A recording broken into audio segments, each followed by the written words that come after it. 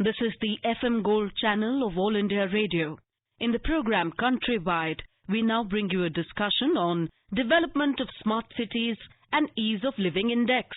The participants are Kunal, Kumar, Joint Secretary, Ministry of Housing and Urban Development, and Rajiv, Jain, Special Correspondent. The Smart Cities mission, as you know, covers 100 cities in the country which have been selected by a challenge process, and effort of the government is to make them smart and how to make it more people-centric. And as we know, we have more than 5,000 projects in these cities, total spending budgeted for about rupees 2 lakh crore and above, and the progress has been tremendous so far. In that direction, Kunalji, please tell us, what is this Ease of Living Index and Municipal Performance Index? As we all know, in June 2015, our Honorable Prime Minister launched the Smart Cities Mission. The mission is a path-breaking effort from the Government of India, under which 100 cities have been selected through a process of competition, are now implementing more than 5,000 projects with a proposed investment of over 2 lakh crores. As we speak today, we have started implementation on ground of more than 60% of these projects.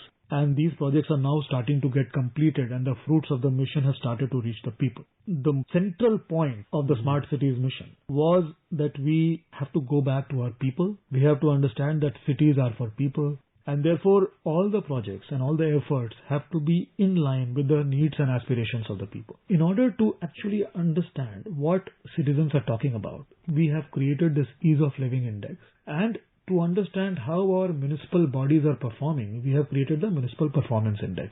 So under the Ease of Living Index, we are actually going to rank 114 cities in the country on how good is ease of living in those cities. So the ranking is based on two parameters. One is the feedback which is going to come from data from multiple sources. Most important part is the feedback that will come to us directly from the citizens of these cities. This is for the first time, the Ease of Living Index. It was launched in 2018. This is the second edition. This is the Ease of Living 2019 edition. And here we have introduced the element of citizen feedback.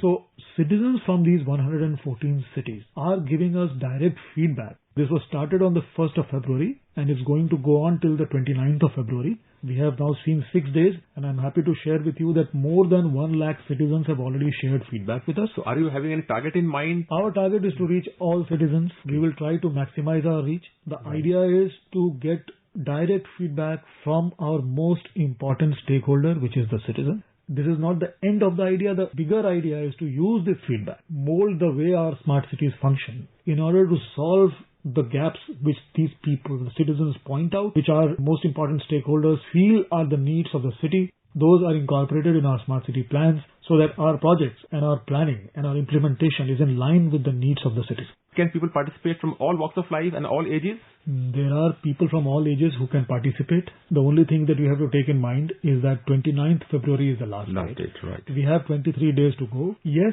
it is not the usual survey. It has 24 questions. So it will take you 5 to 7 minutes. Very simple questions. It's based on your experience. We are not asking you any mathematics or physics questions. So is it only yes, no, or on a different scale? Or it's a 5-scale thing, but it's a very simple questions which you can answer from your experience. For example, what is the quality of water in your city? Water supply. There are 5 scales and you can decide. Then you will be asked question on how good is the quality of education? How safe is the public transport, and so on. So these are the types of questions which are you being asked.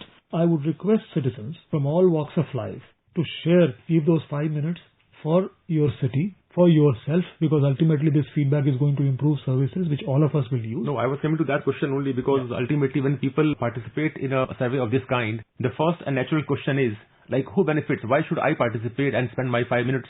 The answer is, you benefit, everyone else benefits. Because when everyone is coming forward and talking about what the city needs, and the city then inculcates that into its plans and mission, then everyone benefits and we also benefit as individuals. So it's a perfect situation where win-win happens. And more than that, actually, when cities are investing such a huge amount of money in trying to do things for the city, the money gets channelized in the right direction, and therefore more output, more impact is created by lesser and lesser resources. This is the thinking about smart cities. So we can say the broader objective is to ensure that the money spent is well spent, and it improves the quality of life for people, and it contributes to their overall ease of living and well-being. Exactly. The survey is a means to that more important end, as you spoke. And how the survey is different from the other survey which your ministry conducts, Swachh Sarvekshan survey, how is it different from that? Swachh Sarvekshan is focused on cleanliness. It's a sanitation survey. Ease of living is focused on multiple different dimensions of a city's functioning. It is also focused on transport. It's about water. It also has sanitation. It has environment, safety, health, education, security, all those aspects of the city are important. It's a very comprehensive survey. Also done earlier in the past, like 2018 also? It was done in the past, 2018. The big difference is that survey has now been broken into two. One is the ease of living. The second is now we are rating the municipal corporations of the country in the Municipal Performance Index. And the more important change that has been done this year is that the ease of living survey has built a strong component of citizen perception, direct feedback, which is what I'm requesting all citizens to come forward and give. Because last survey was done purely on the data that we gathered from government systems and different data points which were existing in the public domain. But this time we are going back to citizens. We're saying that this is the real impact, our work, the aspirations and the feedback from the city will come from its most important stakeholders, the citizens. Can you give one example of 2018 survey, a significant change in your decision making, or what change has been brought about by that survey? Any implementable ideas which you got from last year's survey? Very importantly, in fact, all cities use the feedback from that survey to upgrade their system. Some cities have worked on water supply, some cities have worked on innovative ways of energy efficiency, some cities have worked on crime prevention and so on and so forth. So many cities have actually used crime prevention is a big thing. It's a big area of work and cities are also using technology to make lives of citizens more secure. Since we have branched into a municipal performance index, for the first time, when we come out with the assessment report on ease of living and municipal performance in June, most probably this year, cities across the country, these 100 cities will be mapped. 114 cities will be mapped on how easy it is to live in those cities. So it's also a reality check for the city administrations also. So reality check, what are they doing? And more than the reality check, it's a sense of direction that you get in where you should be working, what effort should be made, where are the gaps and what new projects should be taken so that those gaps can be met. So it is a very, very important. Because often citizens have this problem that the local bodies don't listen to them. They don't get their views. So by this survey, there is an opportunity to give a feedback in a very organized manner. It reaches the highest body in the government of India and you analyze data. Based upon their data, you process them, come out with the implementable ideas or course corrections. So that we can say in that direction is an effort. Yeah, exactly. That is the effort. And that's not an effort of one time. It will be done every year. This is the beginning of that and it will become more and more institutionalized. And the voice of the citizen will matter more and more in the smart cities of the future. Can you give, for example, suppose the survey is done in 114 cities. Can you give, for example, like what kind of questions will be asked? Suppose you go to Lucknow or say some other city. As I said, these are questions very, very related to day-to-day life of citizens. For example, how safe it is to travel in public transport in your city. Or for example, what is your rating of the education quality in your city? What is your rating of the quality of water supply in your city? How do you rate the health infrastructure in your city? So these are the kinds of questions that are being asked. And these are questions that are very close to people who have feel the city day in and day out. So we get a sense of where the gaps are. So that's where we are focused on. So will this survey be done on mobile or WhatsApp or website or telephone call? What kind of survey it will be like? Some places, as I said, people are going to homes. In fact, so these are offline surveys we are doing in person. Others can access eol2019.org. And this portal is available on the mobile as well as website. You can use this to give your feedback. As well as in the next couple of days, we are making available mobile app for this purpose. And once the mobile app is there, it can be downloaded on Android phones as well as iOS phones, and that can be used for giving your survey. Please note that the last date for giving your feedback will be 29th February. So I request all citizens in these 114 cities to participate. Often people have this fear about their data being stored by a third party and being used for something else. Now, you have something to say on that? If you collect somebody's name, mobile number, will it be anonymous? Will it be kept by you or used for something else also? Let me make it very clear that there is no personal data that we are asking. These are data which is about the experience that you have as a citizen, and we take care to mask the names. For us, it is more important to know which city it is and what is the feedback. So we take care that all the data that comes to us, all the feedback that comes to us is safe. Processing is done in a safe environment, and entire purpose is only to do this analytics about how the city is functioning, where are the gaps and which gaps need to be fulfilled. So I would urge every citizen to not have any doubt or any confusion or any kind of fear regarding the use or misuse of this data, and they should feel very happy to contribute towards the city's functioning and to contribute towards their own well-being in this way. Often people say that once I participate in a survey like this, how do I benefit? People have this tendency of asking such questions. So what do you want to say on that? It's a benefit you directly get because you are instrumental in changing your city's infrastructure and services for the better. You not only benefit yourself, your citizens, your friends, other citizens in the city also benefit. Plus the city managers, the people who run the city benefit because they get so much sense about what the city needs to do. It's a win-win for everyone. It's the perfect example of a collaborative society where everyone not only is a consumer of the products, we're also trying to in some way produce how the city functions in the future. As you know, we also have about 45 functional integrated control and command centers in those 100 smart cities.